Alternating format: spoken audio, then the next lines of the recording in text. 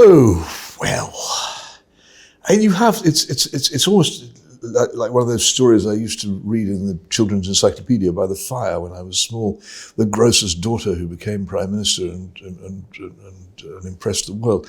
As a personal story, it's tremendously impressive. And I did meet her on more than one occasion, and she was a startling, if extremely bossy personality. But the end of it, examined, doesn't seem to me to add up to all that very much. I think the principal, I won't say achievement, but the principal thing which happened during her premiership was the deindustrialization of the country. The thing you watched on television night after night after night. This factory closes, that factory closes, this factory is closing.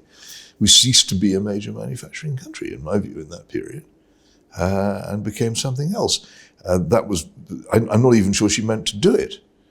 It's not clear, it depends which biography you read, whether she meant to do it or not. And then there was the Falklands, in which actually the sad truth is that she, by inept diplomacy, she got us into the mess where the Argentines thought they could seize the Falklands, and then she was rescued from it by my favorite institution in the world, the Royal Navy, who did their absolute utmost to take them back, and was still just in a condition to do so. If the Argentines had waited another couple of years, she'd have sold off or scrapped the ships which were used to retake the Falklands. So it's not as good as it looks, it seems to me.